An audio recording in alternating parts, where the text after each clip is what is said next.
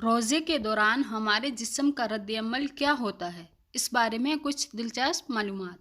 پہلے 2 روزے، پہلے ہی دن بلڈ شوگر لیول گرتا ہے، یعنی خون سے چینی کے مضر اثرات کا درجہ کم ہو جاتا ہے، دل کی دھڑکن سست ہو جاتی ہے اور خون کا دباؤ کم ہو جاتا ہے، یعنی بی پی گر جاتا ہے۔ اعصاب جمع شدہ گلائکوجن کو آزاد کر دیتے ہیں، جس کی وجہ جسمانی کمزوری کا احساس اجاگر ہو جاتا ہے۔ زہریلے مادوں کی صفائی کے پہلے مرحلے میں نتیجتاً سر درد، چکر آنا، منہ کا بدبودار ہونا اور زبان پر مواد کے جمع ہونا ہے۔ 3 سے 7ویں روزے تک جسم کی چربی ٹوٹ پھوٹ کا شکار ہوتی ہے اور پہلے مرحلے میں گلوکوز میں تبدیل ہو جاتی ہے۔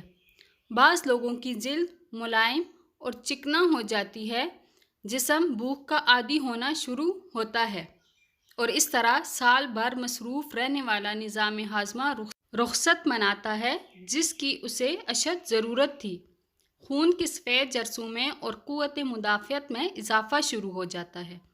ہو سکتا ہے روزے دار کے پھیپھڑوں میں معمولی تکلیف ہو، اس لیے کہ زہریلے مادوں کی صفائی کا عمل شروع ہو چکا ہوتا ہے۔ انتڑیوں اور کولون کی مرمت کا کام شروع ہو جاتا ہے۔ انتڑیوں کی دیواروں پر جمع مواد ڈھیلا ہونا شروع ہو جاتا ہے۔ اس کے بعد 8ویں روزے سے لے کر 15ویں روزے تک جو تبدیلی آتی ہے، اس میں آپ اپنے آپ کو توانا محسوس کرتے ہیں، دماغی طور پر چست اور ہلکا محسوس کرتے ہیں۔ ہو سکتا ہے پرانی چوٹ اور زخم محسوس ہونا شروع ہوں، اس لیے کہ اب آپ کا جسم اپنے دفاع کے لیے پہلے سے زیادہ فعال اور مضبوط ہو چکا ہے۔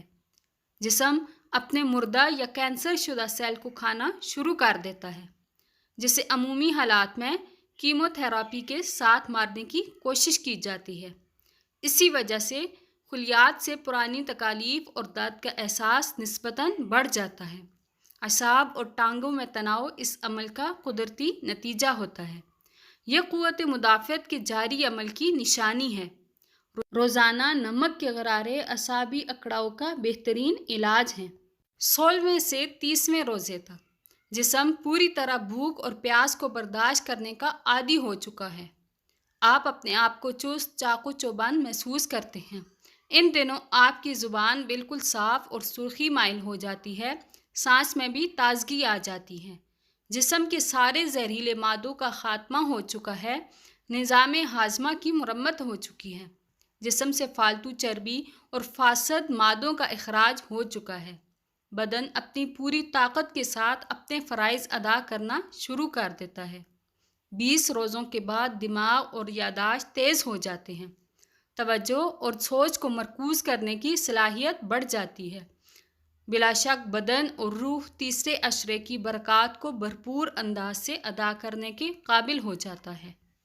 یہ تو دنیا کا فائدہ رہا، جو بے شک ہمارے خالق ہماری ہی بھلائی کے لیے ہم پر فرض کیا، مگر دیکھیے اس کی رحمت کا انداز کریمانہ کہ اس کے احکام ماننے سے دنیا کے ساتھ ساتھ ہماری آخرت بھی سنوارنے کا بہترین بندوبست کیا۔ مزید ویڈیوز اور وظائف کے لیے اس چینل کو سبسکرائب کریں۔ آج کے لیے اتنا ہی، دعاؤں میں یاد رکھیے گا۔ اللہ حافظ۔